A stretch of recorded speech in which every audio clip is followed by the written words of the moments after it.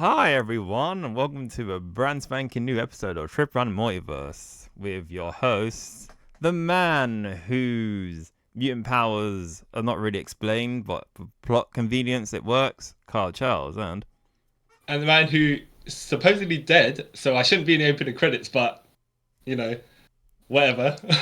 Wai Chong. And before we go forward, this is our sort of new setup-y thing where we're thought, hey, let's do videos because that gets popular and stuff. So that's what we're doing. Put face to the voices. Yeah, so you can see our beautiful, handsome faces.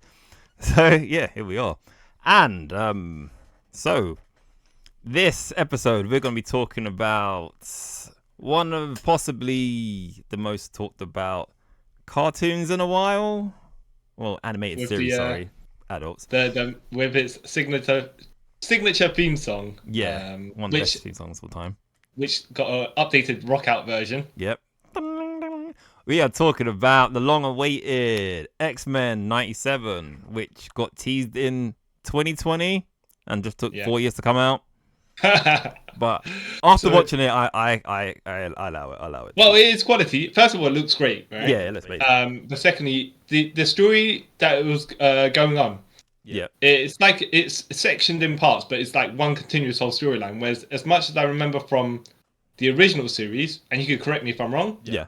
It seemed to have solo episodes and then bits and pieces. Yes. And then maybe episodes that were put together as a multi-part. Yeah. This had a storyline running through the entire thing that, like, from beginning to end, strings here, and then it's like, oh, it concludes all the way over here. Yeah. Which is not a rarity, but I originally thought that this show was going to be like I don't want to say cash grab, but like a fan service pandering sort of thing to the old 90s cartoon, which I've watched recently.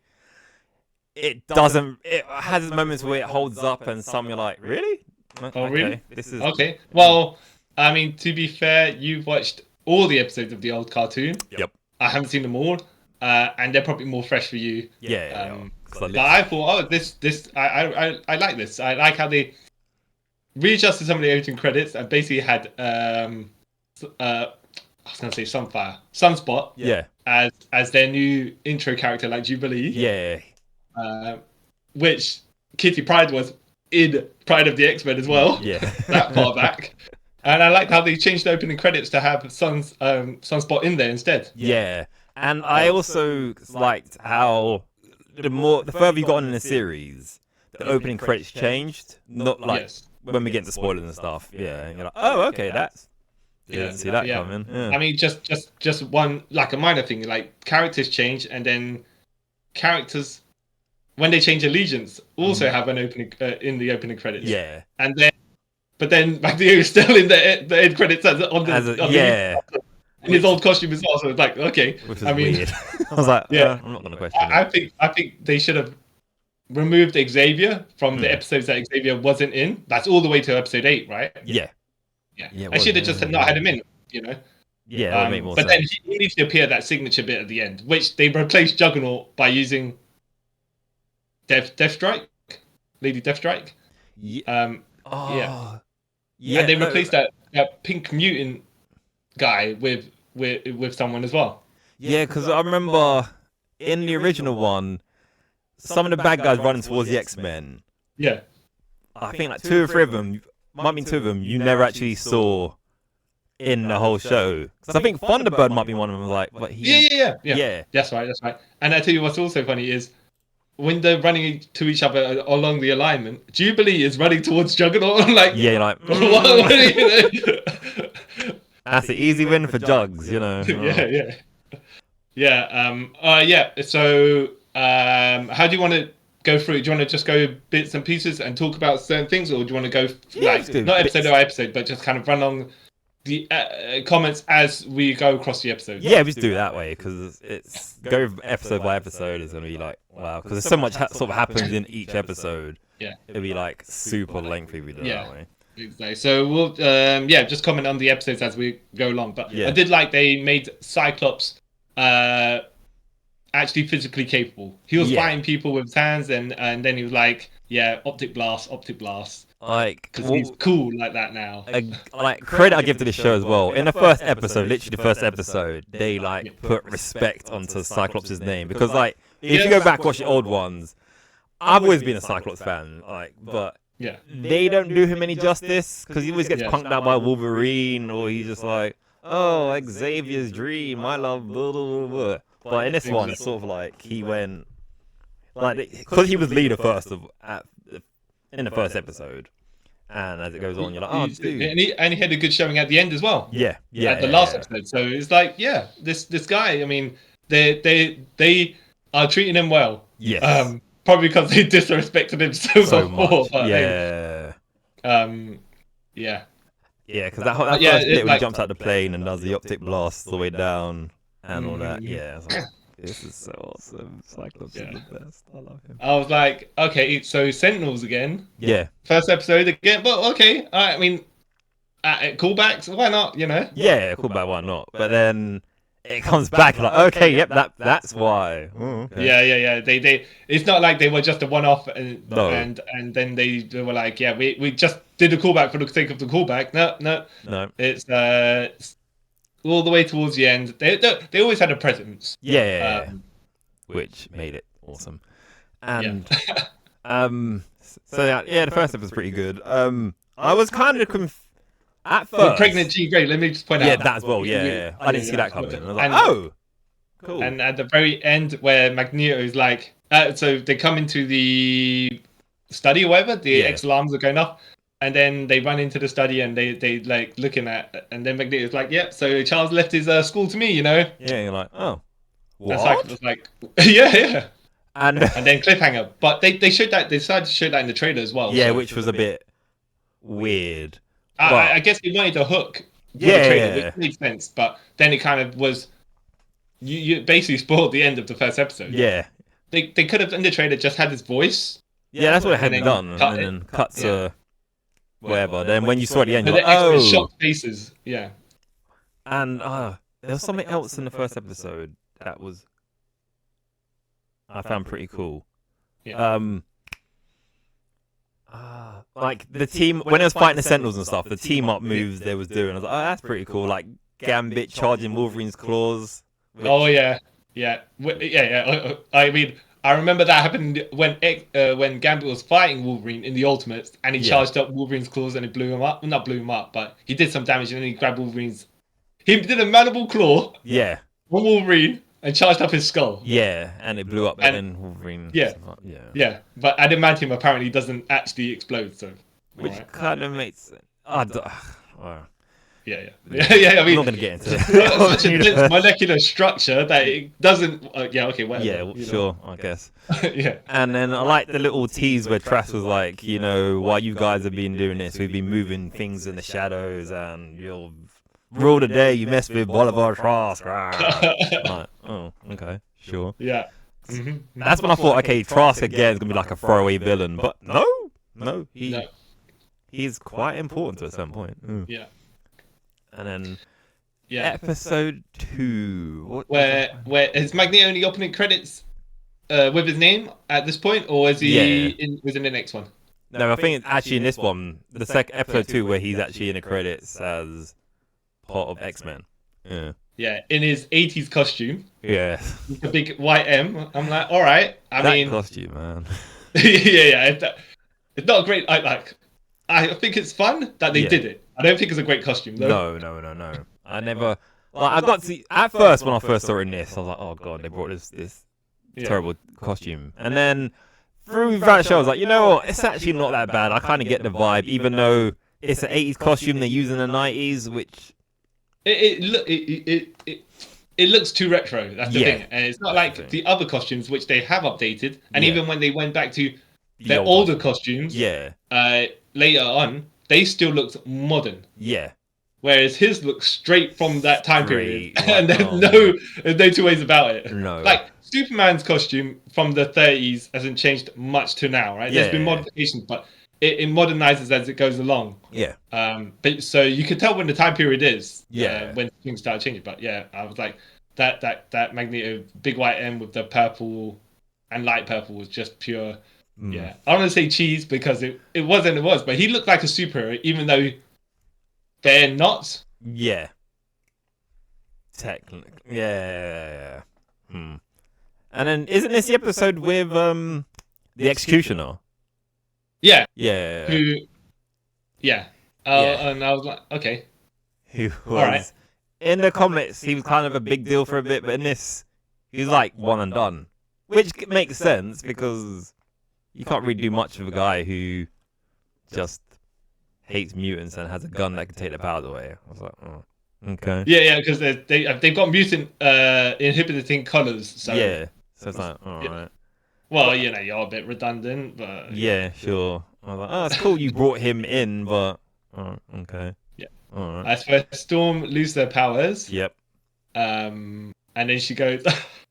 Also, this is when Magneto goes on trial, but then he kind of, by his actions, gets out of going to prison. Like, yeah, that makes sense. Well, we give him a second chance. I mean, right? But he did save whoever those people were, the consulants. Well, yeah, he saved them. So I guess he was like, you have tried to destroy the world a couple of times, but you saved our lives. You're good in our books.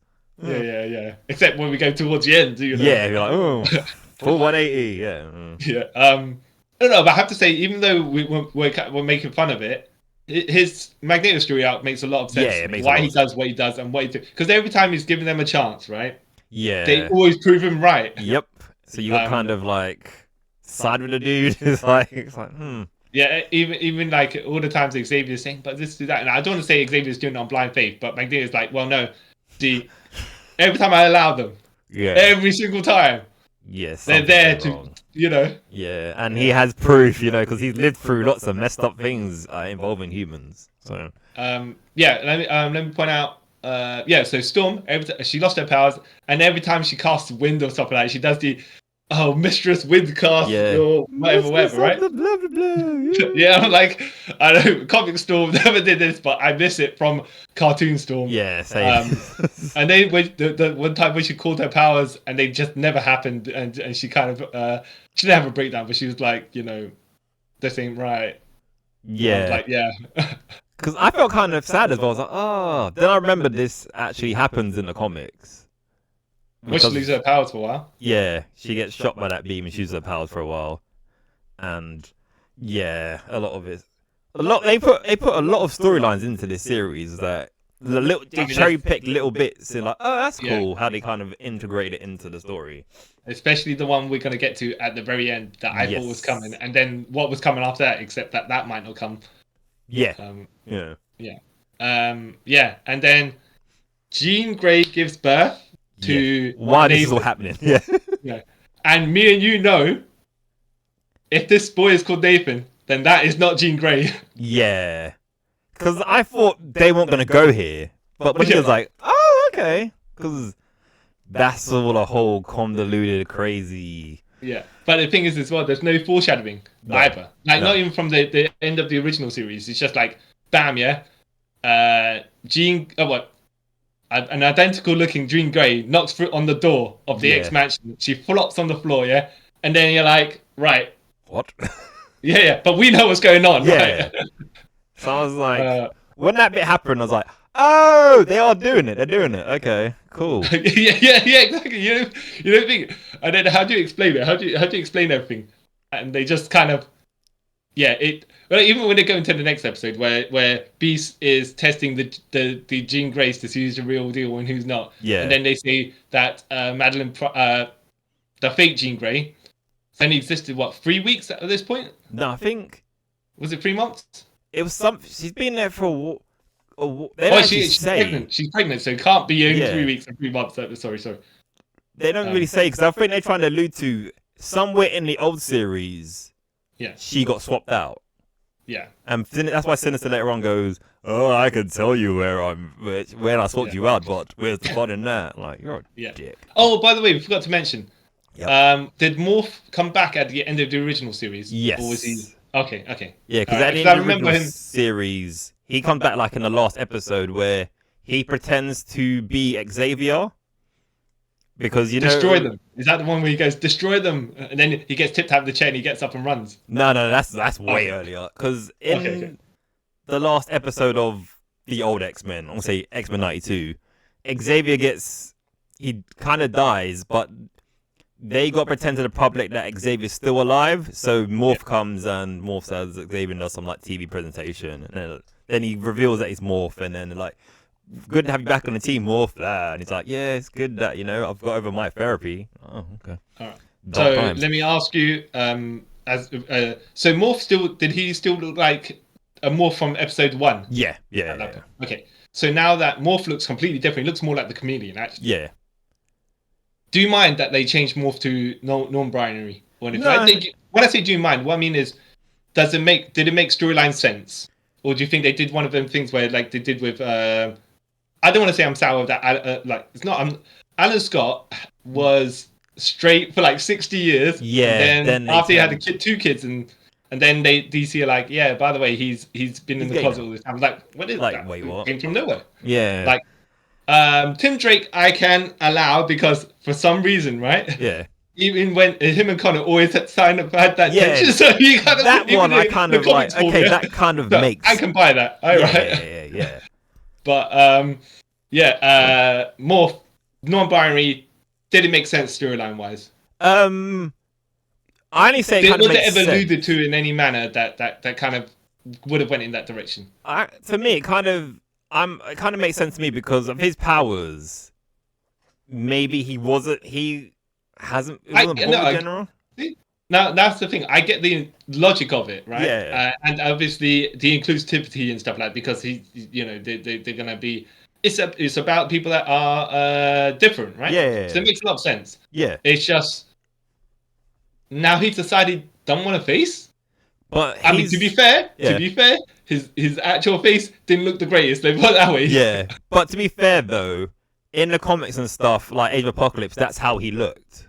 Oh, okay. So it's like, because that's how I always knew Morph, as him just having that clay face. Yeah. Okay. So I was like, okay, yeah, all right. He's an binary. That's cool. Yeah. I look, like you said, because he shape shifts. Yeah. I get it, right? Maybe more I'd get it with Mystique. Yeah. Because she impregnated Destiny. So you could say, Mystique's whatever gender she decides to be. Morph is an original character, so they can do what they want. Yeah. But just like foreshadowing might have been like, if they did this entire thing and then at the end of it he said, actually guys, I've decided I'm non-binary. Yeah. Then you could have covered that.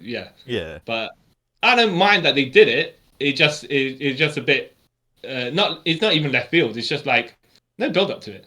It just was. Yeah, it's like he's non-binary now. Like, okay. Yeah.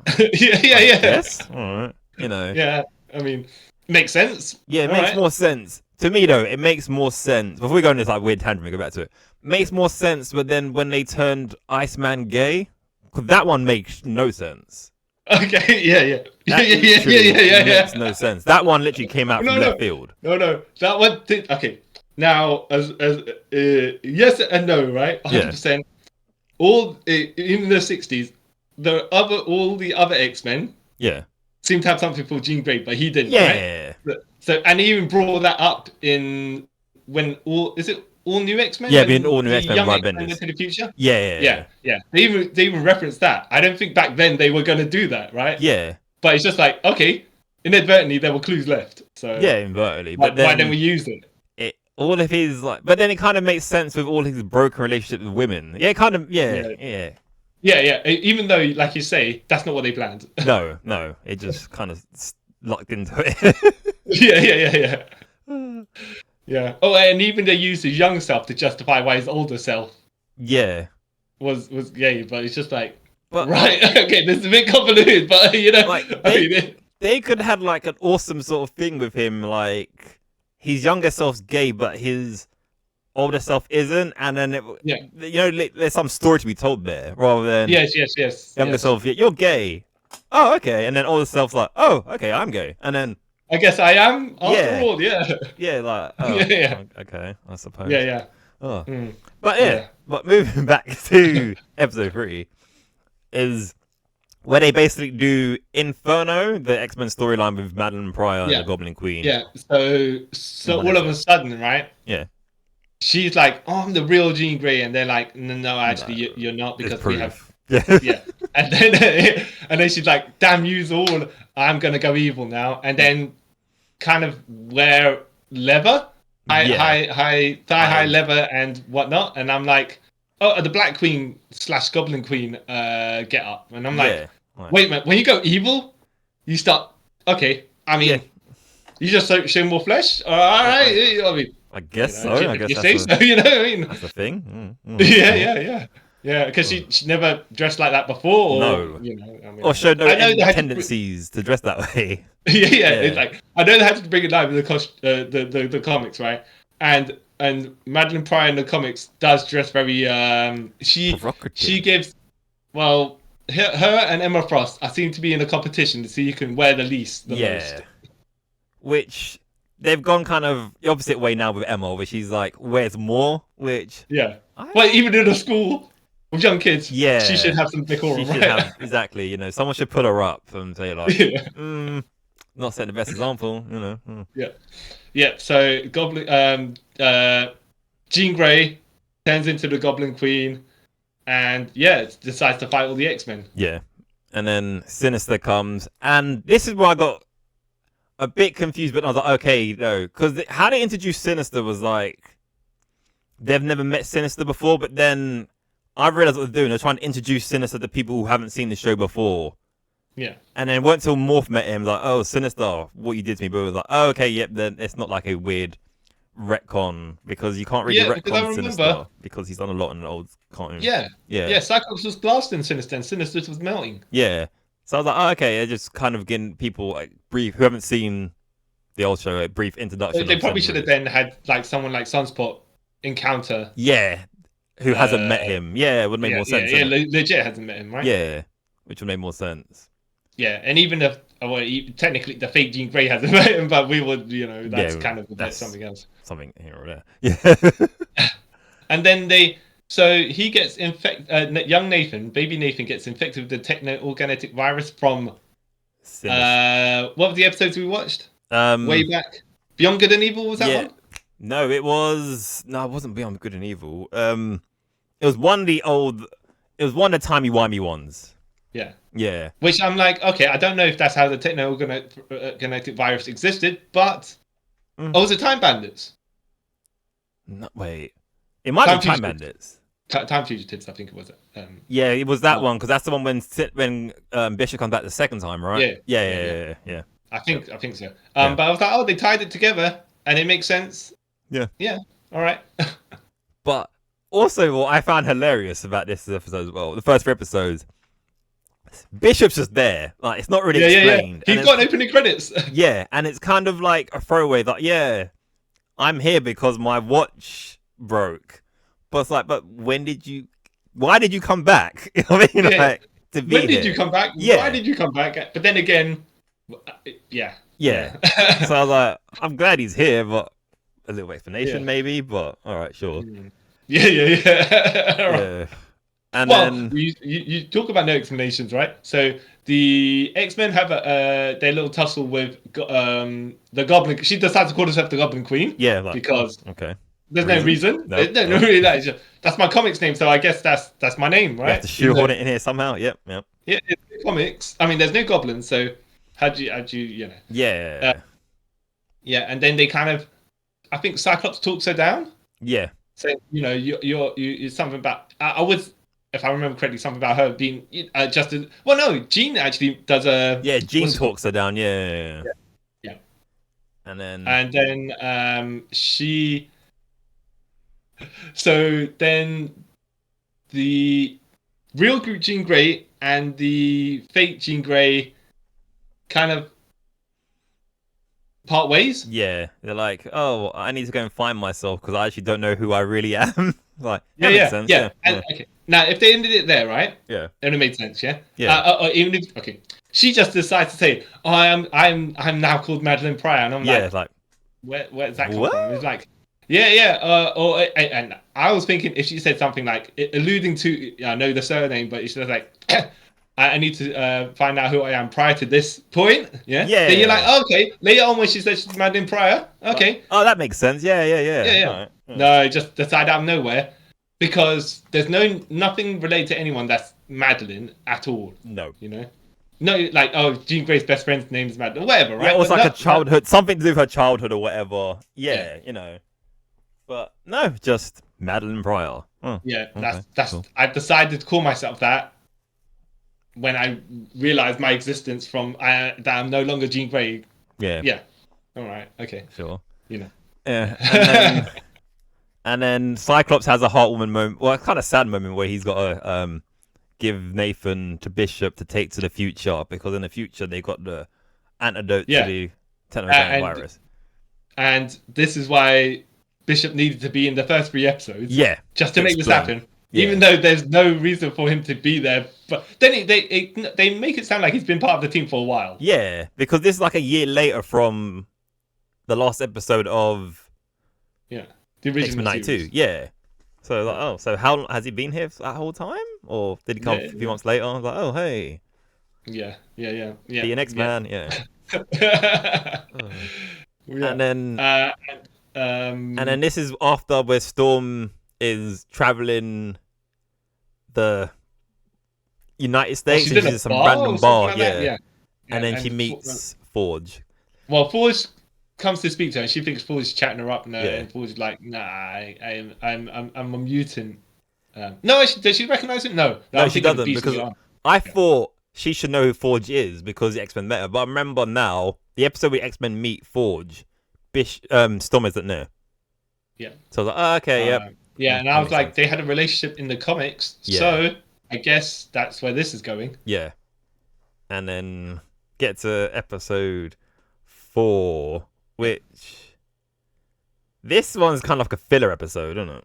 Well, I liked it though. The beginning of it, same. where Jubilee and what's his name? Roberto. Roberto get kidnapped by Mojo, and they go into a video game and they do the old 8-bit version of the theme song. Yeah. And then they basically rip off X-Men, the arcade game.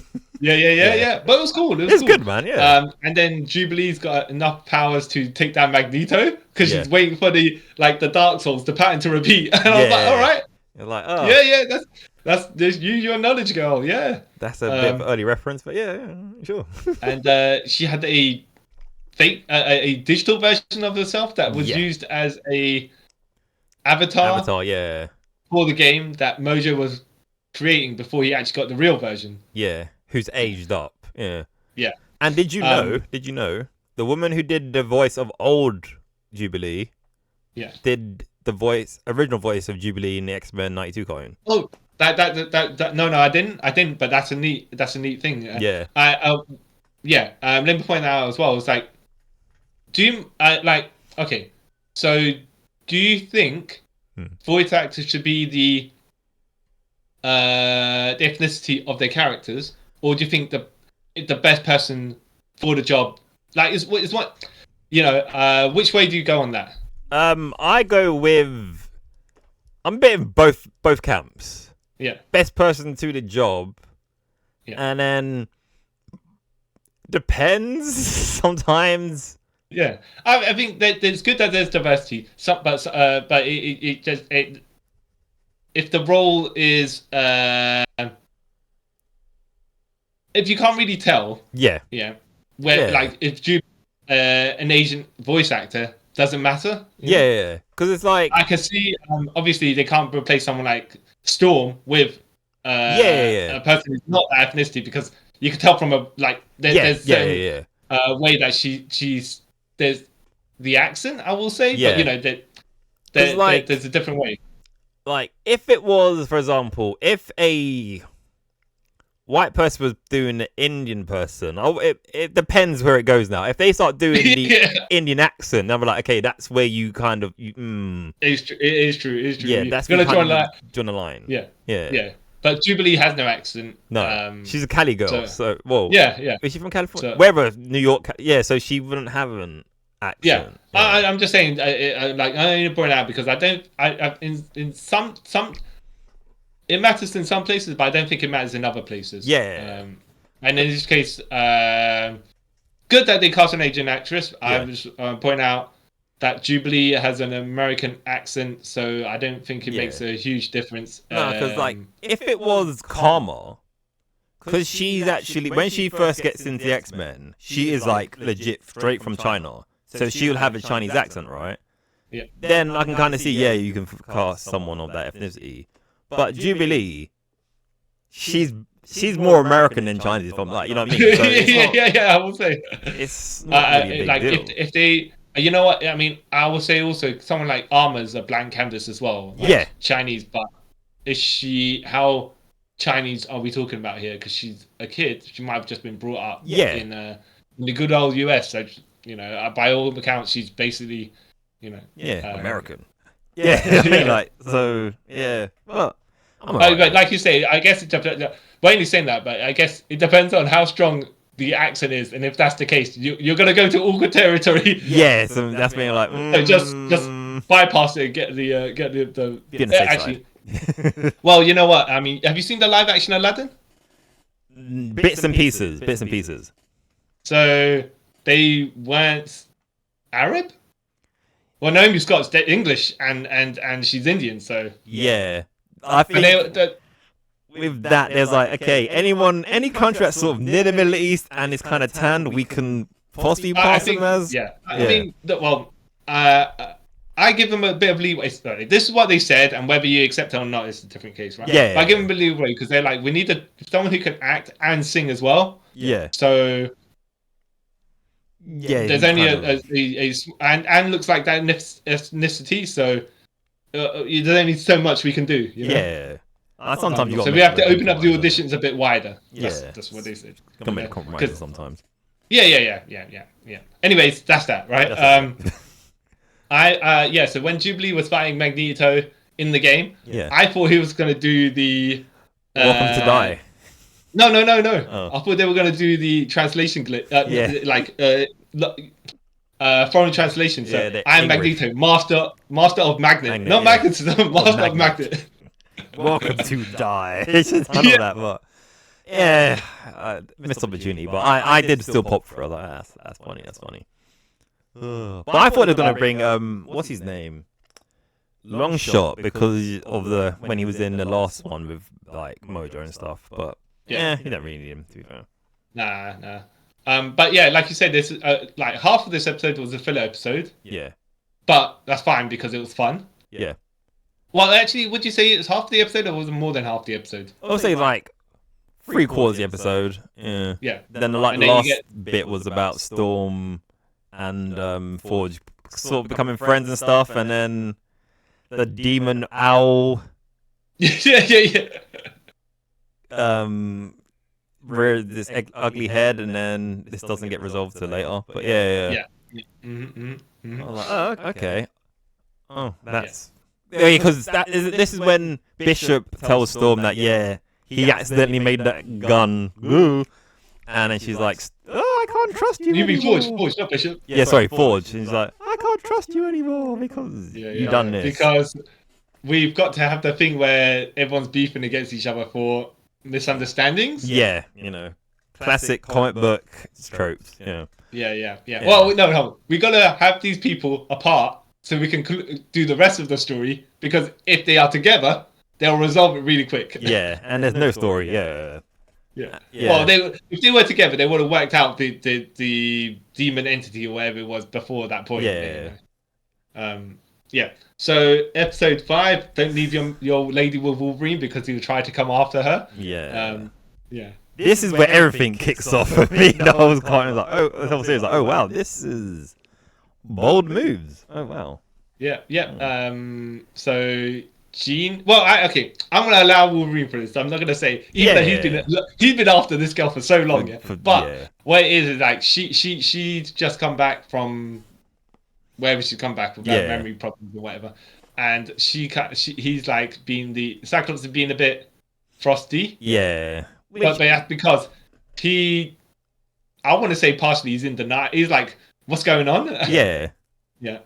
Partially denial, partially just trying to accept the situation, and he gave away his son, so which is understandable. And he has been living with this woman for who knows how long at this point. Yeah. And Jean's like, well, I kind of need someone to make me feel somewhere. So Wolverine, you're over there. I know you wanted someone. So yeah, I'll give you a kiss. And then he's like, nah, girl, you don't know what's going on here. Yeah. I got standards. Yeah, I was like, ooh. But Jean Grey proving why you hate her. Yep. This show, again, it still reminded me why I still don't like Jean Grey.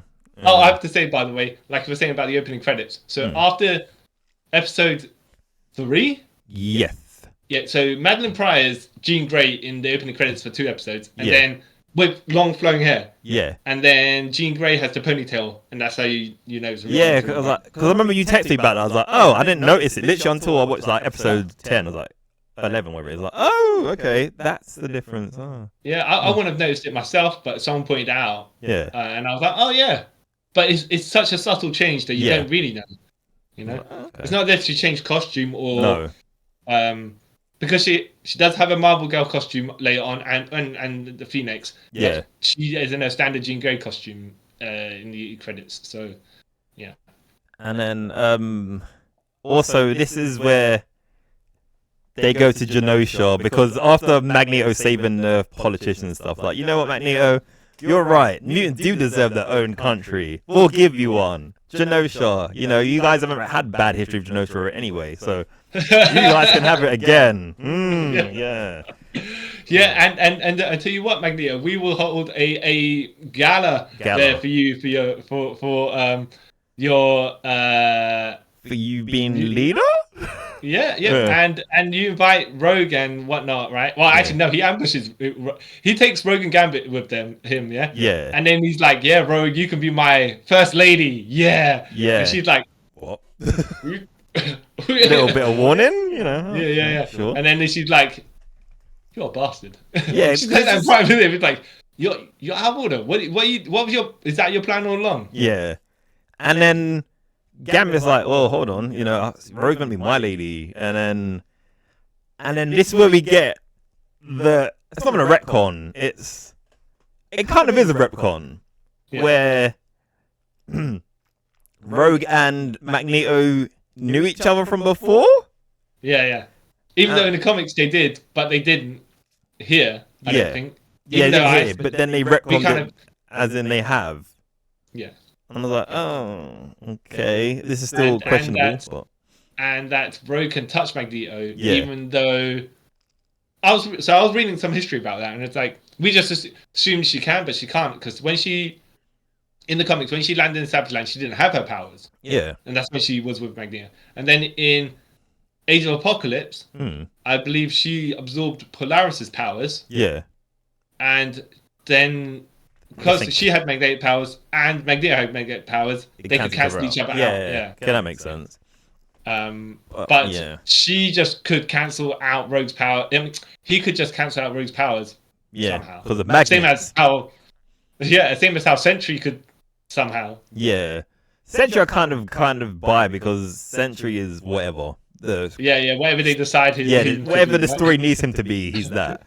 But and this was weird, and I shout out to them for having Rogue dressed like in. So there was a comic. I can't remember. I think it was the in the 90s where Jim Lee was drawing it. Yeah. And she had that red dress. Yeah.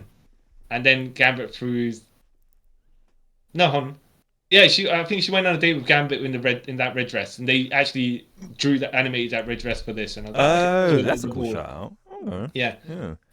Even though something happened, obviously, I think they got attacked while she was in her dress and stuff like that. But I was like, okay, cool. And also, I liked about this episode, before we get into that bit, how they introduced Nightcrawler. Like, Nightcrawler's back, and like how they've done his bamfing teleportation stuff. Yeah. I don't know. To me, it's amazing. It just looks cool. Like, is this the episode where? See, I thought they were going to introduce Excalibur. Yeah, same. I thought. Kind of did, yeah.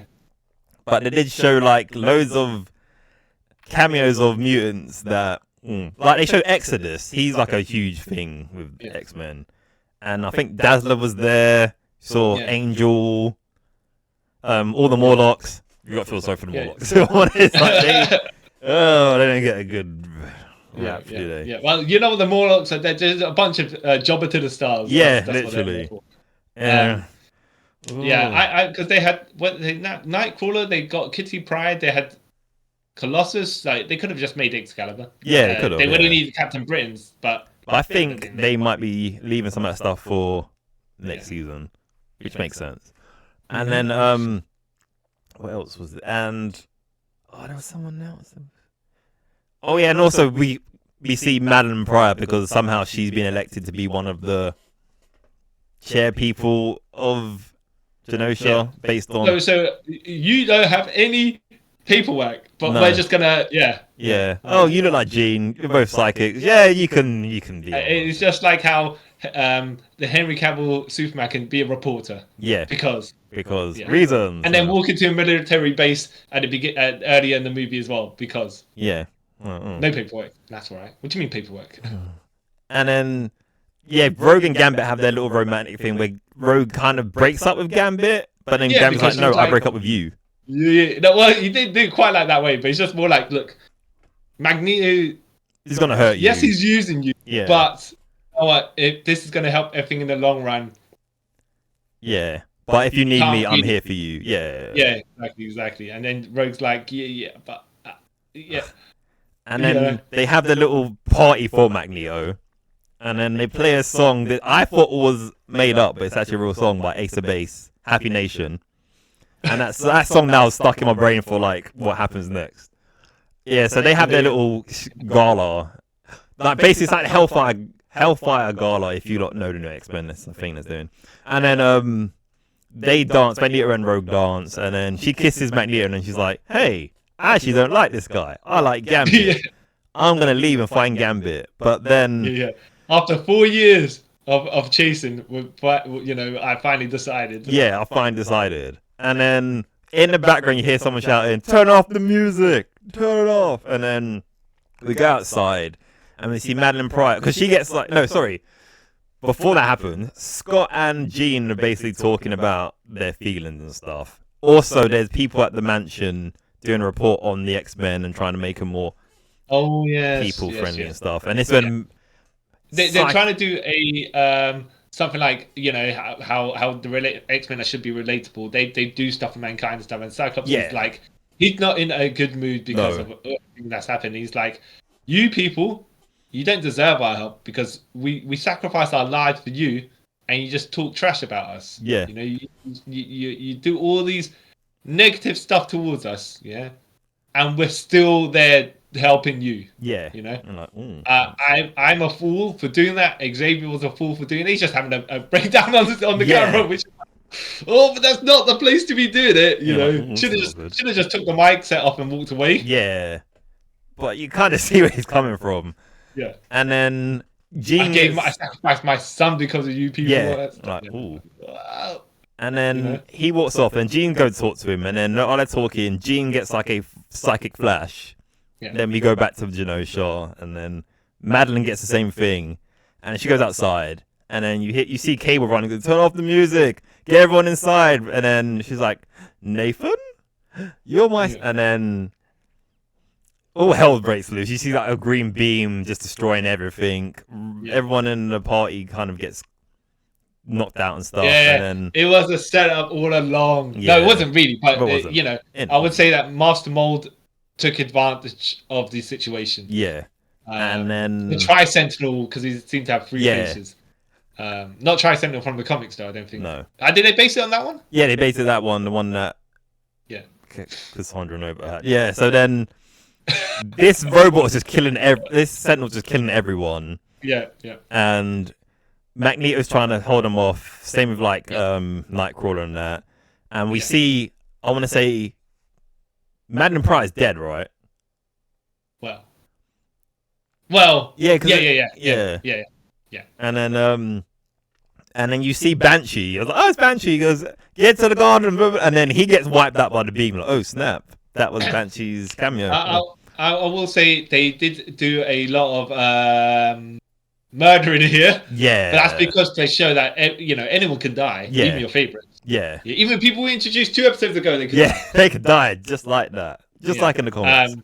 Yeah, and Magneto looked like he was like the Sentinel was just blasting him while he was trying to help people. Where he was like, I could take these people, and then he's like, actually, you know what? Then he's like, Tri-Sentinel's a bit too powerful for me, actually. And then while he's doing this, I've got to save these people and deal with that. So kind of, I don't have enough. Well, he's an old man as well, to be fair. Yeah. So he's like, Gambit and Rogue go and save the Morlocks because they're in the tunnels. Get him to the garden, so they go and sort of save them, kind of, and then they go and help Magneto fight the Tri-Sentinel. Yeah, Magneto trying to help little kids stay alive as well. Yeah. So Rogue rushing there, gets a good showing. Yeah. And then Gambit's like, I think they should get knocked back or something. She gets endangered, and then Gambit's on his bike, and he's like, "Yo, Rogue, we're gonna get because she goes to do something." She goes flying. No, that's it. No, this is what happens. So, the Tri-Sentinel tries to kill the Morlocks. Magneto gets in the way and does a huge magnetic field around them, but there's only so much he can hold. And then Leech is like, "You said you were going to save us," sort of thing, because he keeps going on before, like, Magneto's going to save us. He said he'll save us and that stuff. And then Magneto realizes that the bubble's not going to hold, and he says to Leech in German, "Everything's going to be okay." And then, boom, they get wiped out. And then Rogue sees that and goes enraged. And then Gambit realizes that she's going to do something stupid. So he rides his motorbike, kind of kicks into her. So she goes flying somewhere. Sideways, Yeah. And then Gambit takes on the Tri-Sentinel by himself. Has like an epic moment. And... yeah, as he's got his stick that he's spinning around like a helicopter. Gambit gonna do this, right? Yeah, because he charges up to as much as he can get because he's kinetic energy and stuff, and he gets shanked. You're like, ooh, and then I was like, he's not even gonna get the glory that he came for. Yeah, come on, that's yeah. But he's not dead. He just smirks. He charges up the tendril that's attached to him. Yeah, and he blows up the Tri-Sentinel from there. I'm like, oh, you know what? That's the way to go, you know. And he also said, the name of the episode is Gambit. My name is Gambit. Remember it, and then blows up. I was like, oh, that's why the episode's called. Oh, that's kind of dark. Ooh. Yeah. Do we even see a body? Because if we don't, that means he's alive, right? Comics. Yeah, I thought that, and then you see his charred body. Well, like, to be fair, Magneto, you didn't see his body, and then he turns out to be alive later on. So, but Gambit, you see his like decrepit body, and that's when Bro goes, "Sugar, I can't feel you," and then it ends there. Oh, God. Yeah, it's true. Yeah, it's true. But even in comics, even if you see the body, sometimes but they're still alive. I'll tell you what, they kind of hint to something with Gambit later on. Are you talking about one of these? Yeah, throw it up. Yeah. And then that was a very heartbreaking episode. Oh crap! That's when this cartoon. I want to call it cartoon. Yeah, he was one of the people that I thought was gonna survive. Yeah, just because of pure charisma. Yeah. And then you're like, all right, they're in a direction I did not think they were. Magneto dying, I was like, Magneto, you know, because he's actually significant. So if he disappears for a little while and comes back, that's fine, right? Yeah. But yeah, because I even thought they might do the whole Joseph thing with Magneto and stuff. I was like, if he dies, well, that's later on. Right, we'll get to that later on. Yeah. And then episode 6. Wait, did you think at this point they were going to do the Joseph thing where you'll come back or are you talking about actual later on? I thought they might have like hinted to it in this. Oh, okay. Yeah. And then episode 6, we just see Charles in the Shi'ar Empire going to get married to Lilandra. Yeah. And then Deathbird is still beefing from X-Men 92. Yeah. She's that woman don't give up. No, she doesn't. And then she's like, no. Charles doesn't. Wait, Leandra doesn't deserve the throne, and Charles does not deserve to be her husband because he's a Terran, and their people just murder each other. And I was like, but this is what your people do too. Yeah. What do you think you're doing to him Yeah. and other people trying to get to the throne? Yeah. Yeah. Yeah. I mean, All right, sure. And then also while it's all going on, we see Storm dealing with the demon owl, and they go on a hunt to get this plant that can stop the toxin, because the owl scratched Forge, and now he's dying. He was rescuing, stopping Storm from getting attacked, right? Yeah. So then that's also going on at the same time. I thought, by the way, go on. Sorry, no, you. No, go on. You go first. You go. I thought for some reason the owl thing was going to turn out to be the Shadow King. Yeah, same here. And then I was like, but is that more? If it was Psylocke, that'd probably make more sense, right? Not really, because I thought she had a dealing with the Shadow. She had something with the Shadow King with that the red scar that she ended up having over her face. Because I know Storm's origin, like with the X-Men and stuff, has a lot to do with Shadow King. Oh, that's right. That's when Xavier first met her. Yeah, because of Shadow King and all that stuff. Oh, I know that Xavier met the Shadow King, but I didn't realize I couldn't remember that it was part of Storm's. Yeah, it's part of Storm's origins. So yeah, and then while that's also going on, Xavier has to, for him to marry Lilandra, he's got to renounce his memories of the X-Men so he can move forward. I'm like, okay, that's very petty. You know what I mean? Like, why would you? All right, sure. Yeah, I mean, just because Deathbird is sour, that's the only reason. It's like, dude, man, just go on with it. Look, yeah. If you're calling yourself Deathbird, come on. What do you think is going to expect? Yeah. So then that happens, and then she's about to do a coup, and then Xavier puts everyone in like a mind prison and schools them on their race, and like, you're trying to say you're better than us, but all your people are just assimilating others' cultures and then making them part of your empire. If they don't agree, you kill them. So you're no better than us, you know. And they're like, oh. Yeah. I mean, we allow ourselves to get murdered, maybe. Yeah. But you're doing the murdering, so So okay, all right. And then he kind of gets through to him, and then as he's about to sort of not announce his past, but like become one of the Shi'ar, he gets a psychic flash as well with everything that happened on Genosha, and he sees a dead Gambit, and he's like, oh no, I need to go back to Earth. My X-Men, my children need me. So Landra's like, but what Gambit, about me, Gambit looking a bit like Four Horseman Gambit. Yeah. And then, so then he leaves, go back to Earth, and then Storm manages to save Forge and overcomes her claustrophobia and gets her powers back, and also her powers can make her new costume. Well, yeah, I'm like, okay, I buy it, I guess. I don't know. Yeah. Well. And then Storm gets happy ending, and she's gonna go back to the X-Men because she sees on the news what happened at Genosha. And then we see Bolivar Trask running somewhere and falls down, and it was like, Sinister, I thought we had a deal, you know, we weren't gonna do that, you know, you gone too far, like, as in kill all those mutants. And he's like, this is just the beginning, you know, we are he just says that this is the beginning. I was gonna like do some cheesy thing like, we are not die or whatever. So then we'll decide when it's over. Yeah, we'll decide when it's too much. And you're like, oh, okay. And then we move on to episode 7. Where it has a cameo of so first it starts with, like, you know, Gambit's funeral, which is pretty touching. Nightcrawler is doing the what's that word?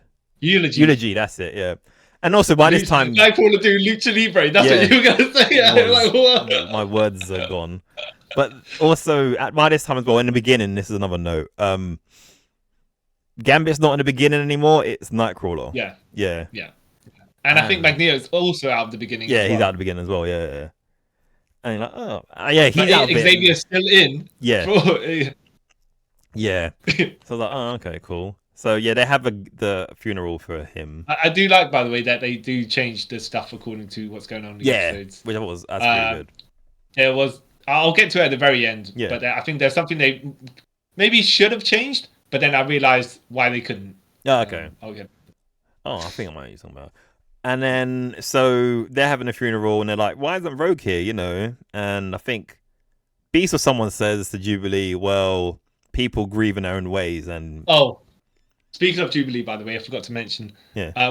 She went in her episode that she had a spotlight on. Yeah. She went to get her. She changed her costume from the pink and blue, the pink t-shirt and the blue shorts. Yeah. To the vampire Jubilee costume. Yeah, the modern costume that she has. Yeah. I say the vampire costume. I mean, I think she had that costume before she turned vampire, right?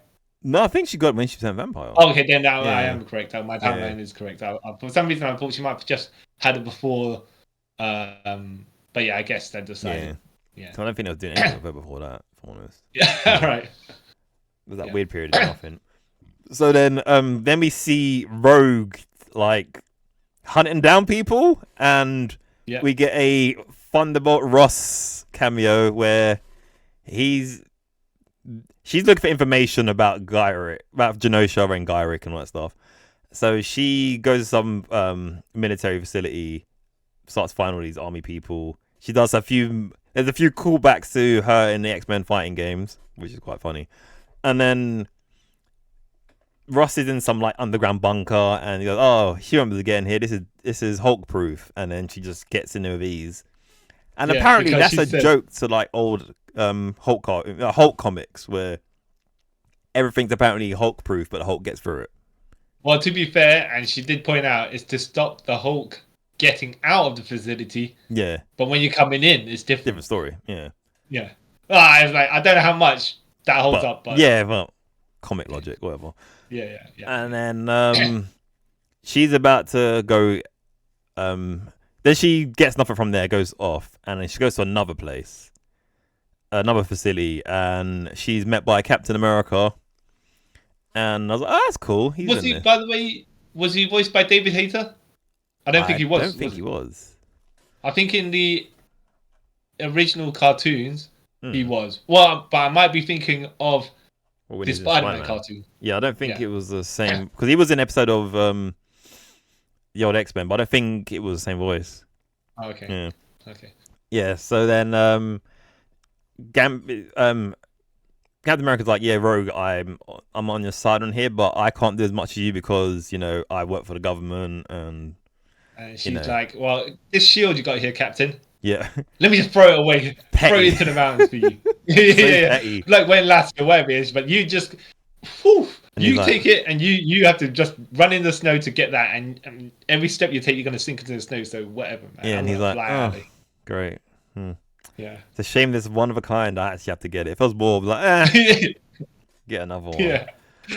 I get why she did it. Yeah. But she's taken out anger on someone who's also trying to get the answers. Yeah.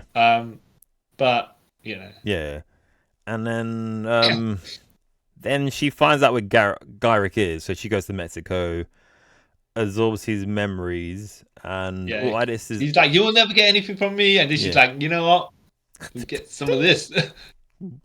So she gets his powers.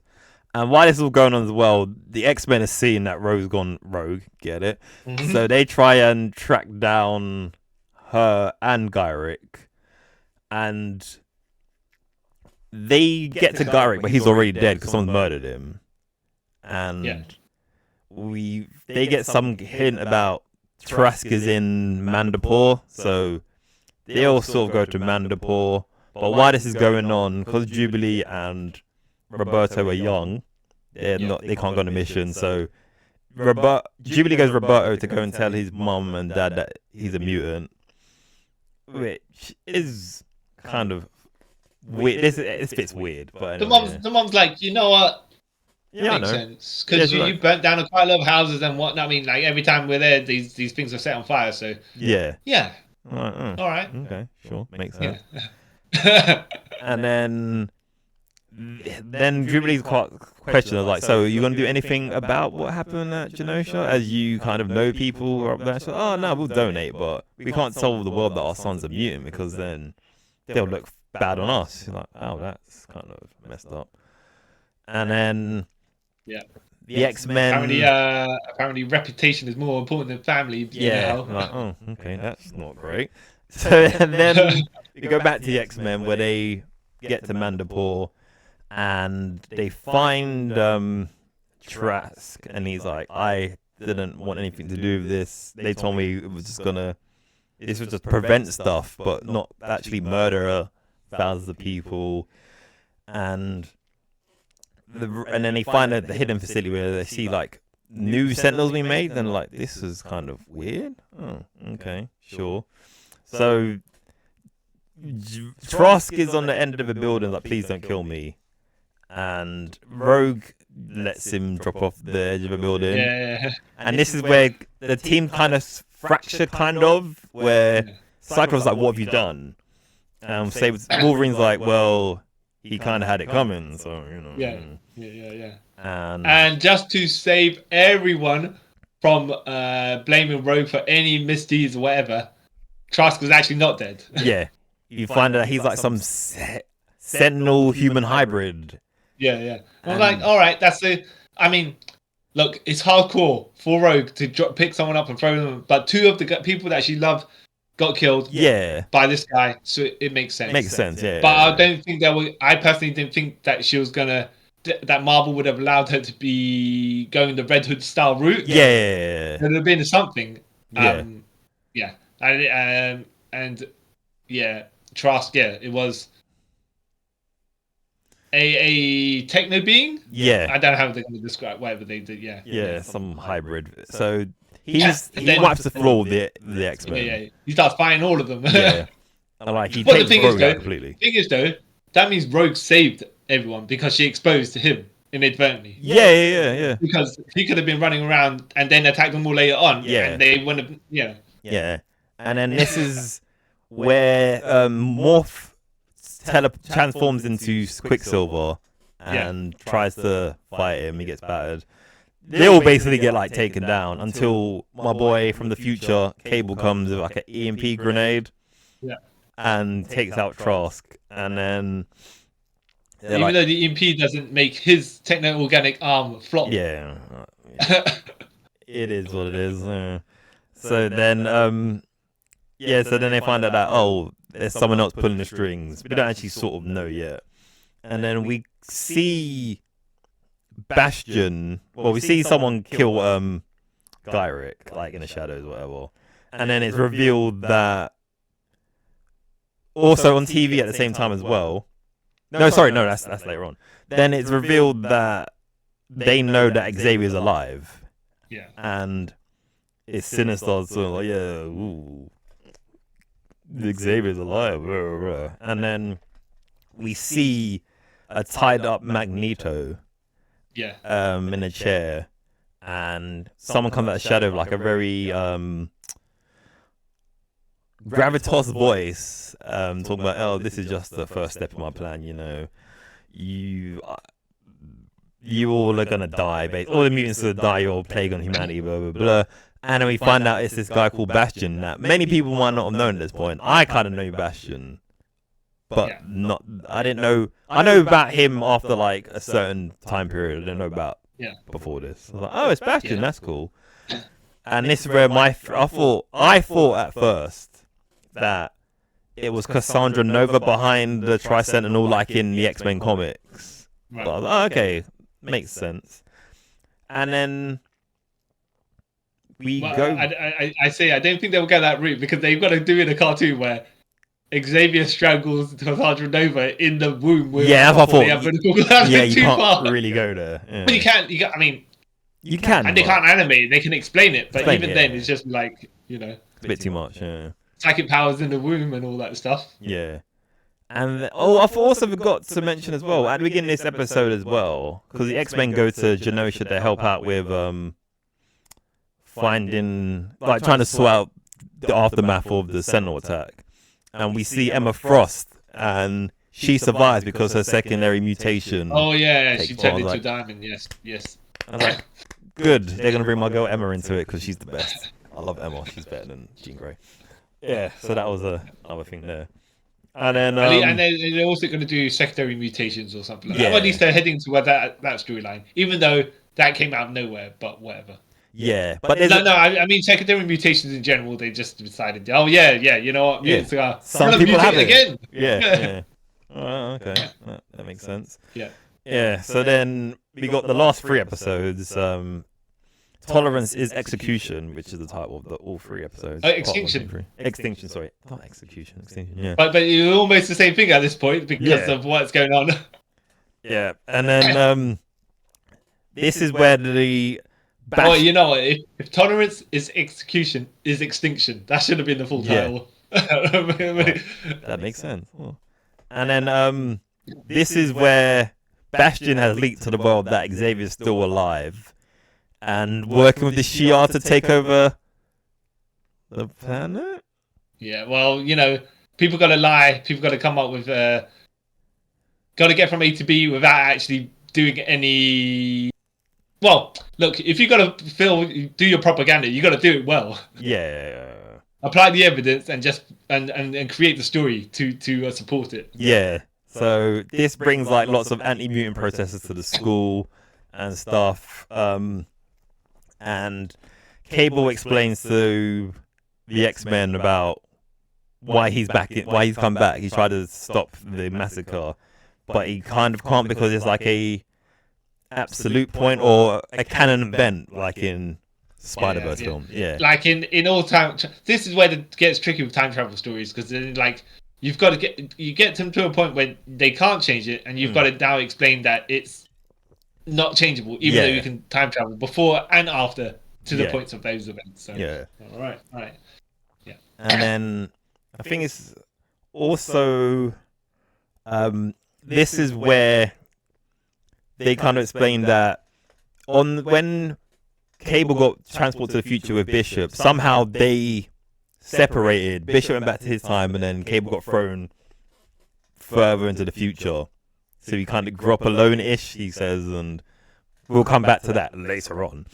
And so then Bishop explains to the X-Men about Bastion's future and how mutants are basically used as slaves to make humanity better, and then they kind of get erased. Sort of. Yeah, it was a weird little thing. I didn't really get it. And then they split up into teams to go and find. Oh no! Also, we guess when we get Bastion's backstory, don't we? Like how. Yeah. Where Cyclops, Jean Grey, and Cable go to visit his mum. Yeah. And his mum's like, "Oh yeah, I knew you people were coming. Help. You're gonna take me to the old care home or something like that." Yeah.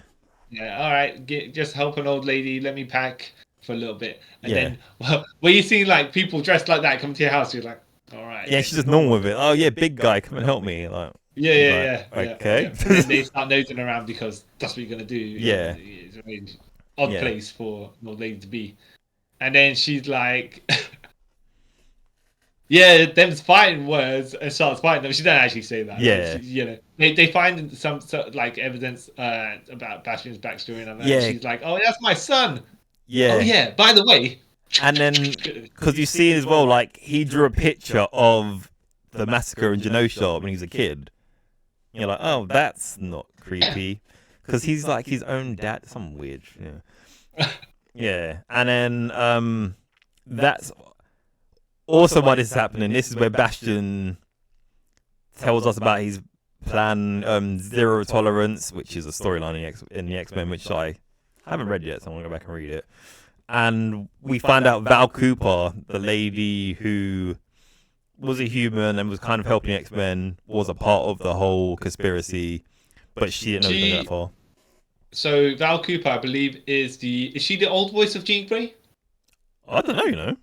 So she's one of the old original cast members. Okay. I can't remember which one. I think it's Jean Grey. That might make sense. That makes sense.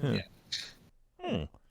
And then yeah, so she's like, I didn't know it was gonna be like that. You know, you basically nearly killed me. So that's a bit. Yeah. That's not good. And this is where also we get a cameo from Doctor Doom and Baron Zemo. Yeah, you're like, oh, okay, connected universe, of course. Yeah.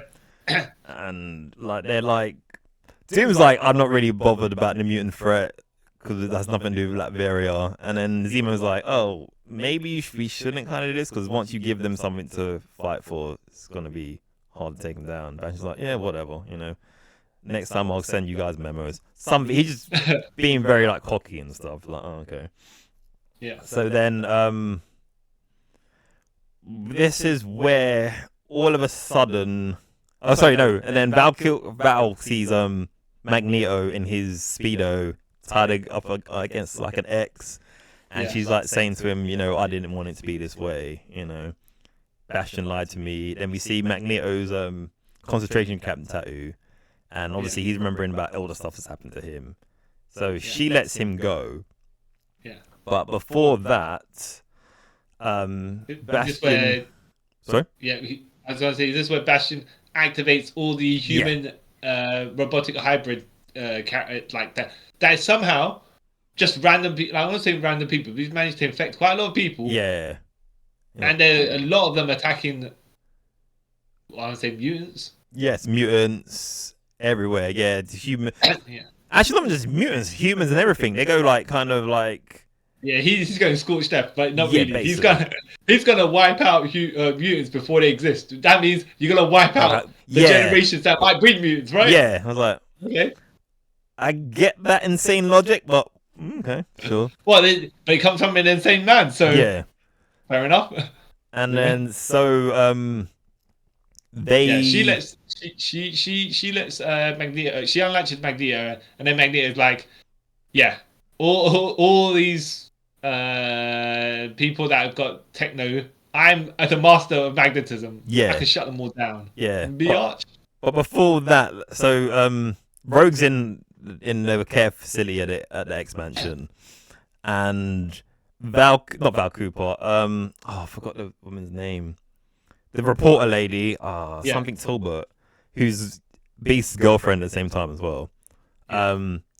She's there trying to consult Beast about what's going on, and then halfway through conversation, she transforms into one of these hybrid Prime Sentinel things, and starts attacking Beast and the other anti-mutant protesters that are outside. Some of them turn into the Prime Sentinels as well, and they start destroying the X Mansion, and then Wolverine goes berserk. He starts like slicing them up and stuff, and then Nightcrawler, who's looking after Rogue because that's his sister, he joins in the fight and he gets the swords and he starts slicing them up as well. And then we have the awesome with his bit. Tail as well. Yeah.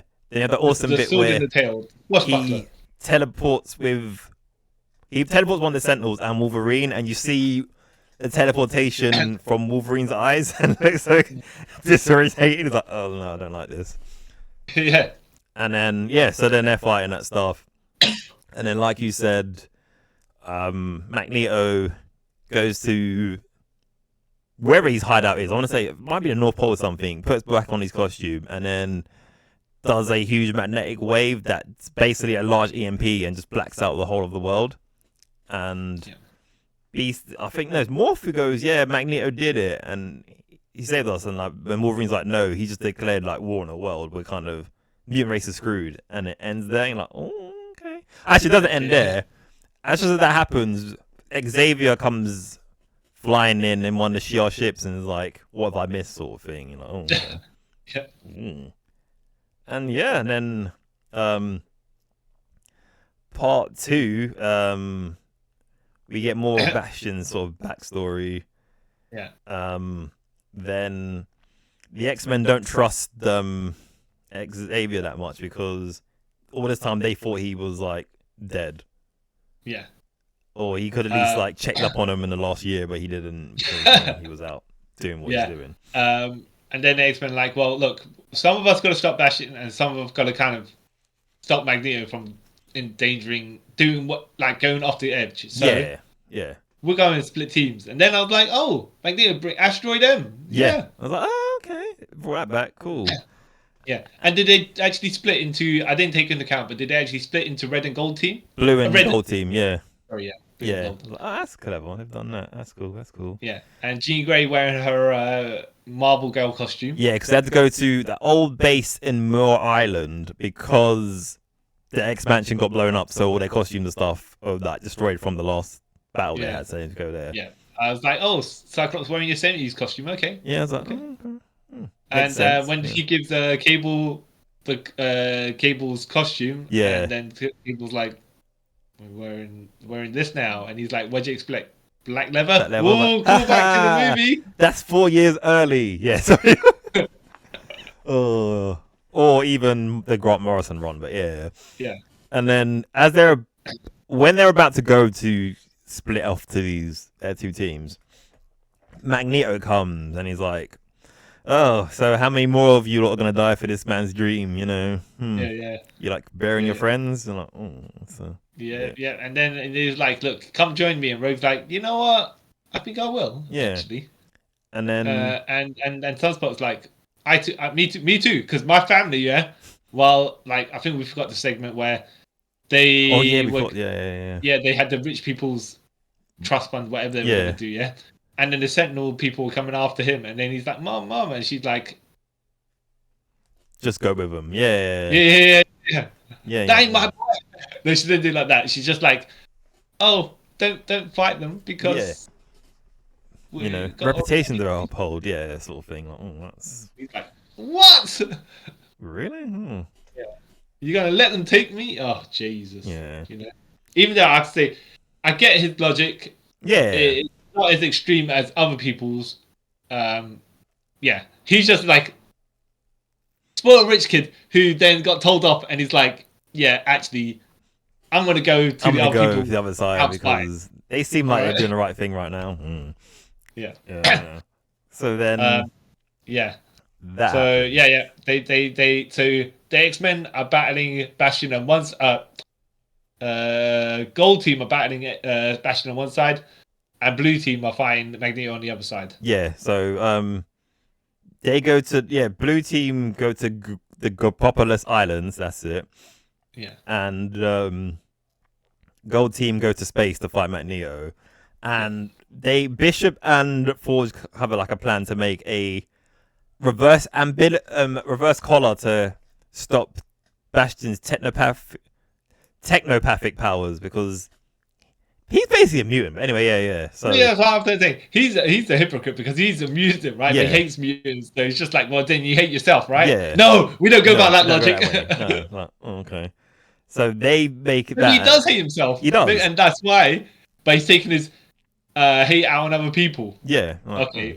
Sure. Right. But yeah. You know what I mean? Yeah. All right. I guess. So then, so they. I just want to interrupt there and quickly say, you know how you got the logic of, see, Batman suffered. Yeah. And he doesn't want other people to suffer. Yeah. Joker suffered. Yeah. And he feels that everyone should suffer as he does. Yeah. That's the logic we're going to That's the logic we got here. Yeah. Like self-hatred. Yeah. It's just. So. I'm a mutant. I hate myself. Therefore, I hate all mutants. Yeah. All right. How'd you get to? Yeah. And we also I forgot to say as well that Xavier came to Bastion's mum to. Basically, he would have been like one of the first X-Men, but his mum's like, no, you can't. I hate mutants or whatever. Yeah. So we kind of come back to that later. So then this is all going off. Blue team are flying into the Globopolis Islands. Yeah. And gold team. And they get shot down. The Blackbird gets shot down, and Storm's like, you guys. No, sorry. There's too many Sentinels, and Storm's like, Gene, Morph, Beast, whatever. Go down. Gene's with the other team. No, Gene's on this team. No. Sorry. No. I'll get mixed up. The psychic flash later on. Yeah. And she goes, me and Forge will take care of the Sentinels. And so they fight the Sentinels because Storm's more Omega level now, even though she was Mega level before. But you know what I mean. Yeah. So they go down to fight Bastion. By the way, so it's like Super Saiyan and Super Saiyan God Super Saiyan, right? That's why Storm was Omega, and now she's Omega. Mega, yeah. So they're fighting the Sentinels, and Jean, Beast, Morph. I think so. There's three in it. Yeah, go down to the island, and Cable. So they start fighting the bad guys. Beast tries to put the collar on Bastion, but it doesn't go well. Jean and Sinister starts fighting Cable, and then later on, Cable is controlled by Sinister because Sinister basically made Cable what he was, right? So he has look, I would have got that. Would have made more sense to me if it was Nate Gray. Yeah, because Sinister used their Scott and Jean's genes to make that. In the Age of Apocalypse world, so he would have made safeguards or whatever, maybe. Yeah. All right. But he was like, all right. Yeah, sure. I mean, reach. Yeah. And then and this is where Jean Grey is like Cyclops on Asteroid M. We're kind of in a bit of a pickle here. Yeah. And Cyclops like we can't help because we're in one of our own. Yeah. Magneto is just making a mockery of us. Yeah. And then Wolverine. There's one other bit. Because Morph pretends to be Sinister. Tried to get Bastion's attention. He's like, ugh, Sinister would never help anyone else apart from himself. Like, got you there. And also Morph, also in this episode, turned into the Hulk, Incredible Hulk. Yeah. That was fun. Yeah. So Xavier's trying to get through to Magneto, but they got to get their helmet off. Yeah. And then when they get their helmet off, Xavier's trying to change his mind or stuff like that, and Magneto's like, "Nah, I'm too strong, Xavier. I'm too potent for you." Yeah. And then he gets shanked by Wolverine. Yep. And then I was like, "Oh, right." Yeah, I was like, "They're doing the thing. They're doing the thing." Yeah, exactly. Yeah. So then Magneto puts the helmet on Xavier. Yeah. And he's like, "Wolverine, Wolverine, you're gonna get some of this now." Yeah, like this feud is finally over, and then to be fair, I mean, I don't want to say, okay, he deserved it but you could see where it was heading from that point. It's like, use your logic, Wolverine. You should never have been on that team in the first place. You should have been on Earth with the other guys. And you should never be fighting Magneto with an adamantium skeleton, anyways. Whatever. So Colossus can fight Magneto because you can say organic metal is not actual metal. Yeah. Or he just come out of his metal and just be. Yeah. I mean, kind of makes sense. But yes, they did the thing where it's fatal attraction. Wolverine's getting the stuff ripped out of his skeleton at the end. And he's like, "Magnus, what have you done?" Yeah. I was like, "Ooh, gosh." And then there's a point where you think Cable kills Jean Grey as well because he does his Hyper Viper beam from Marvel's Capcom 2. Yeah. And so it ends there. And you're like, "Oh, this is pretty bad." Even like Rogue and Roberto are like, "Oh, that's a bit too much." Because we're technically bad guys for a minute, but this is too much, so we're gonna be good guys again. Yeah, I guess. Yeah, and this is where at the beginning of when they're doing the credits for part 3 of this, I was thinking, okay, so what they're gonna do when Wolverine's credit come up, they're gonna do the bone claws instead. Yeah. But they didn't. They did the metal claws. I'm like, all right, well, let's see how the episode goes because if he pops the bone claws in the episode, then it would have made sense to put them in the opening credits because that's how they've seen to do it.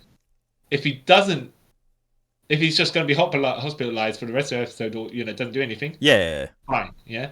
But then again, they probably shouldn't have had him pop the claws at all. Then it should have just been like that. Well, they just had him out of it, or had him like lying in the bed. I mean, they probably just should have removed him from the opening credits. Just for the continuity. Episode, but yes. So Xavier's like, you know what? Yeah. and then this is where you and I both thought, okay, this is where he's going to wipe Magneto's mind. Yeah. And then we're going to get the Onslaught storyline coming out at some point. We're not going to have it at this point, but that's when the touch is going to happen. And then he'll absorb Magneto's like more his hatred. Exactly. And That's not. And then we get Joseph as well, maybe. Yeah. You said about Joseph before, right? Yeah. So no, were you saying? Were you were thinking that was going to happen earlier? Yes. So you thought Magneto after the explosion was going to lose his memories, and then he'll think he's some dude called Joseph. Or there's actually going to do the clone Joseph, where it's the younger Magneto. Yeah. I thought Xavier was going to wipe his mind, become Onslaught, and then Magneto gets the second chance to start his life as Joseph. Yeah. But not the young Joseph on there. No. Yeah. I don't even know how they ended that storyline. Was very yeah. It's just like, oh well, we need Magneto back, so later's. Yeah. And he came back recently as well, Joseph. But then I think they killed him off. He's insignificant now. He's like he wasn't made. He was made. It's like when they bring characters back and they're like, we're not going to be doing anything with him. So what's the point? Yeah, he's not that great of a character. Like we've done our storyline with this guy. Get rid of him now. Yeah. And then, anyways, yeah. So they Xavier's trying to take Magneto to like a tour of the past and stuff like that. Yeah, his greatest hits or friends, brothers. Yeah. Well, stuff is happening. Magnus, you can't do this because he doesn't call him Eric, by the way. He just calls him Magnus.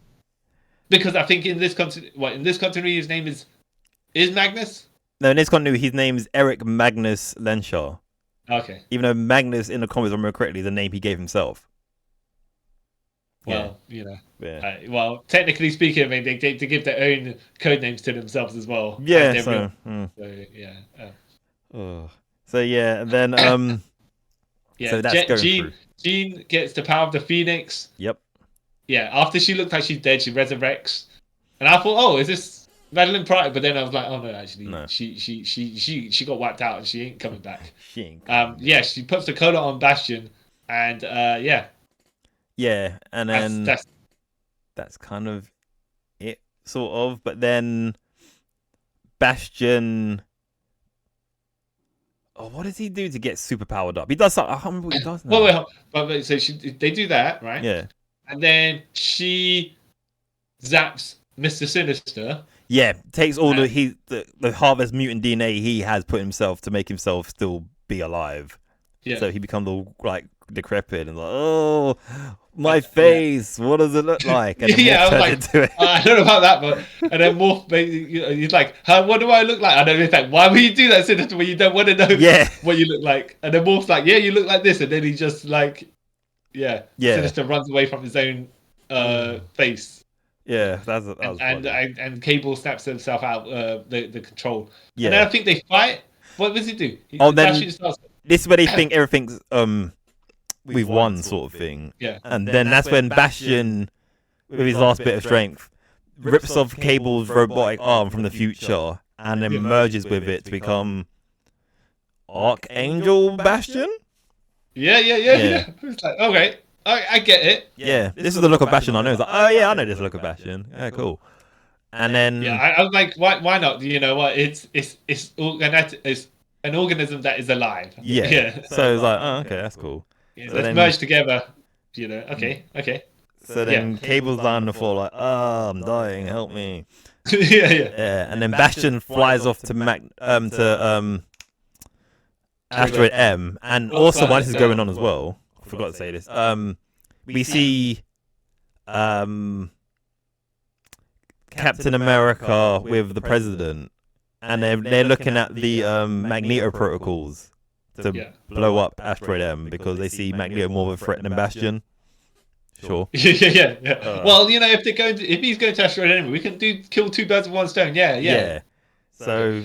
But but just before that, I was going to say, did you think that Cable was going to start busting out with his telekinetic powers now that he didn't have to use his telekinetic powers to fight off the virus? Or do you think that in this continuity he doesn't have those abilities? I was thinking they haven't showcased it. Because they show his psychic powers when he's fighting Jean in the episode before. Yeah, but not to the levels of what he's supposedly capable of. Yeah, because I know they kind of changed it in this one as well. Because in the comics, the techno-organic virus, he's limited to his arm, and he has to always use his telepathic powers to keep that in check. That's why he never uses it that much, because if he slips up, that the virus will spread and kill him. Yeah. And there's after, I think it was at Marvel Now when they did Cable and X-Force comic, he didn't have the techno-organic virus anymore because they freed him from it, or some stupid thing.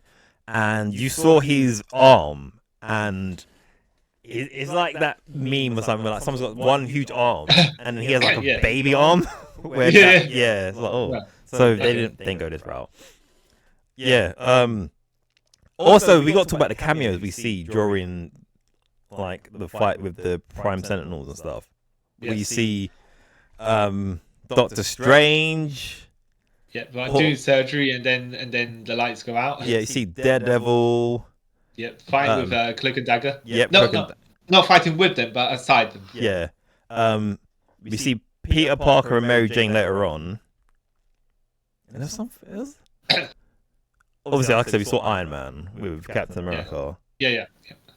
And Silver Samurai just standing there. Like, oh, okay.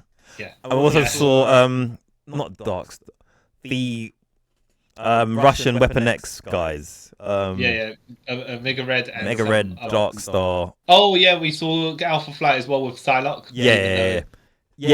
Which I thought could have done Excalibur, but okay, sure, whatever. I mean. So that was the cameos there. And then, so after that, Bastion flies up to Asteroid M to go to the anti-gravity machine to absorb it, I think. So then... I assumed he was going to take it over to crash it into the Earth. Because... So while he's flying up, Jean calls Cyclops telepathically and says, Bastion's on the way to you guys. You need to stop him. We're going to try and get there if we can. Beast and Forge is figuring a way to get there. So you guys got to hold him off. So then the X-Men are like, okay, we got to do this somehow. So... And then they all taken... Go on, sorry. No, go on. I was going to say, then they like Bastion gets there and everyone just takes them on. Like 2-on-1, like 1-on-1, Rogue doing the good show by herself. Like, getting taken. I think she flies into space, checks her out. And then you get Nightcrawler having a fight as well, and then Cyclops being the final man standing. Get all his glory. Isn't Jubilee before Cyclops, isn't it? Because Jubilee uses her powers in a different way you've never seen before. Like, oh, okay, she actually can do stuff. Like, that's cool. And then Sunspot as well. And Cyclops doing mega optic blast. Yeah, that was dope, man. I was like, man, you put respect on this guy's name. Well, it wasn't as big as it was actually. You know the other super he has, where he blasts him with that control beam. Yeah. That didn't look like a super mega optic blast. No. It was a big blast. It was a big blast. Oh, that's dope. Yeah. And and then after Bastion gets a bit of the upper hand, and then he's like, oh, you guys think your family, meet my family, and the Sentinel comes through like. Sentinel and then as he's saying that, the Sentinel steps on him, and we find out it's actually Blue Team from Earth, where then he's joining the fight as well. And Bastion keeps like rejuvenating. And then they got the Sentinel back to crush Bastion, and Cyclops like, look, we are better than this, right? Let's talk to him. Look, we don't need to cause all this chaos. There's other ways to do this, right? There's been enough lost. And then Bastion's like, you are a bunch of idiots, right? I nearly killed you all, and you still want me to join you? Shut up. Shut up, all of you. All of humanity. All mutant kind. Everyone. And then... He's like, I want to do what I'm going to do. Yeah, and then this is where the nukes hit. And they realize... And then... So the nukes hit and it destabilizes the anti-gravity machine. So Asteroid M's going to end up falling on Earth anyway. So they're like, oh, that was dumb of us. So in trying to save the Earth, we've actually doomed the Earth. Yay. We'll see in season 2, because when we meet with the rest of the team, so I think Rogue and Nightcrawler fall in ancient Egypt. You've skipped ahead. Oh, sorry, go on. You skipped. So the gravity machine's trying to pull them in and also drop in the Asteroid M to Earth, obviously because there's no gravity. And they're like, Bastion, come with us, you know, we can save you. He's like, nah, I'm alright. Then he flies straight into that anti-gravity machine and goes into a black hole, whatever it is. And then so the X-Men got to get out of the planet, out of Asteroid M. And Cyclops is like, no, I'll stay and make sure I can blow up as much of it as I can with my beams. And then Beast is like, no, actually, if we all use our powers in unison, we could stop this from crashing to Earth. So then they will use their powers to sort of stop it hitting Earth. It's like Jean's try to slow it down for mine, so does Rogue try to push it down. Cyclops blows up many bits, blah, blah, blah. And then while this is going on, Wolverine's still in critical condition, and they're like, and he says Jean at one point, and then Morph changes into Jean and says, I love you, you gotta keep this, you gotta get through this. Yeah. And then now if Roland Pryor was alive and did that, that would have made sense, right? Yeah. Because then you could technically say, oh no, it wasn't Jean, but it was a version of Jean, and she said that when we recorded. I was like, that's shady of you, Morph. That's very shady of you. Yeah, but if it's to keep Wolverine from like not dying. I get the logic. I get the logic. It's just like, it was like... And then... the situation was justifiable at the time. Yeah. And then while this is also going on, Magneto is... his mind's going, so if his mind goes while Xavier's still in there, they're both dead. Yeah. What, like he told to Jean and that. So Magneto is... they're in this like a bar in his mind, and it's the water starts filling up, and he's like, I don't know who I am, no one loves me, sort of thing. And then and Xavier's, oh no, people do love you. And you look out on the ship and you see his 3 kids. Yeah. And Rogue, but he only pays attention to Rogue. I was like, dude. Well, that's how much he loves his kids, you know? Yeah, I was like, oh, okay. You all right, sure. So Charles tries to like talk him into like coming with him, and then if he comes with him, they'll both be safe. But then he's like, I can't remember what my parents look like. And then Charles is like, you wouldn't, because you was a child when they got killed. And then he's like, oh, I've been looking for this faces in my mind this whole time, but I didn't need to because I have a family, Xavier, whatever. So then, power of friendship, they wake up, and Magneto slows Asteroid M from hitting Earth. And also, I've got to say another bit where Cyclops and Jean talk to Cable, and because he's left on Earth with Forge and... who else was he? Forge and... someone. Yeah. Anyway, yeah, so... and they talked to him telepathically, saying like, I didn't get to say goodbye to you when you was a baby, but there's something to say goodbye. And he's like, oh, I'm not gonna be a deadbeat dad, but like my own dad, I'm actually gonna, you know, I might not make it out of this alive, but I want to say my goodbyes. Yeah. So he's like, oh, okay, see you later, dad, sort of thing. And then he goes, oh, remember your mom said that you've got my eyes.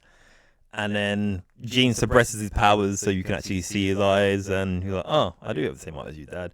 He's like, see you next time, sort of thing. And then as the asteroid's about to hit the Earth, this is where we see Spider-Man watching on TV with Mary Jane. Asteroid M just disappears. And like, oh, okay. And we kind of get the whole, the X-Men saved us, but they're dead. We don't know where they are. And it skips a couple of months, doesn't it? Yeah.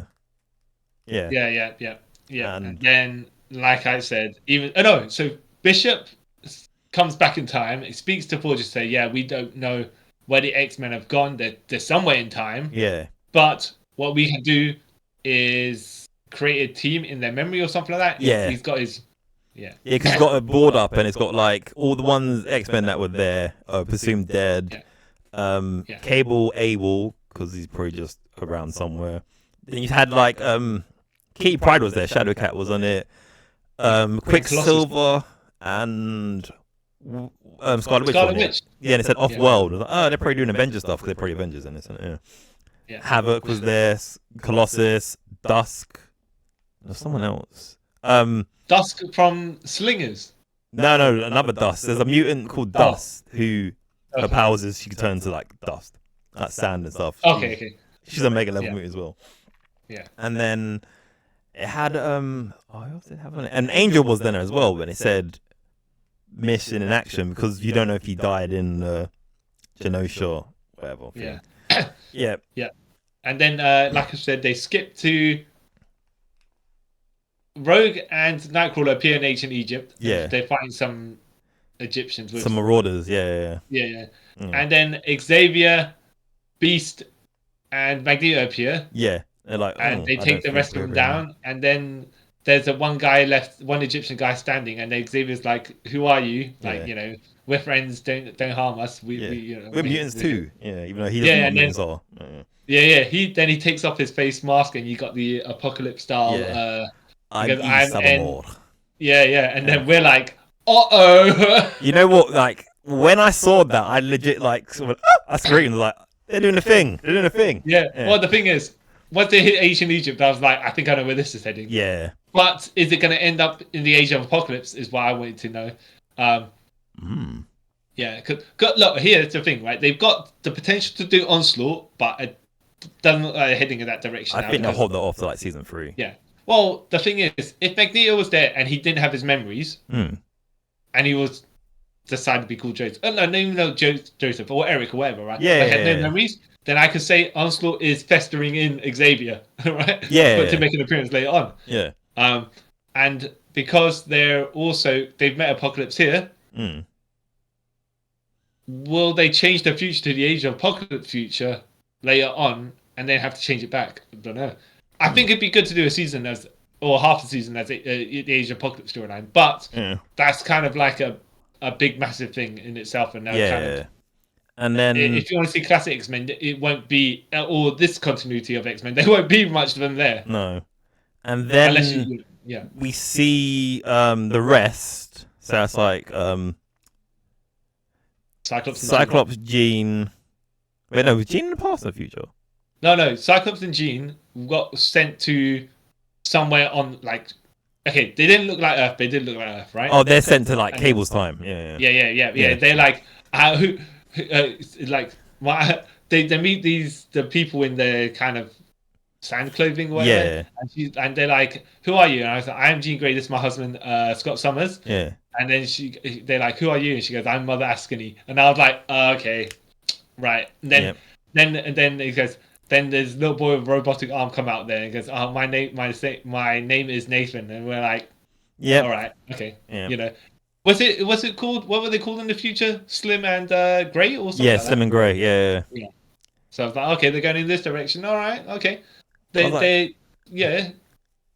okay, that's Rachel Grey. They're doing the thing again. Yeah. They're doing they're keeping them separate to do their own storylines, and then you're gonna have Wolverine with his bone claws later on.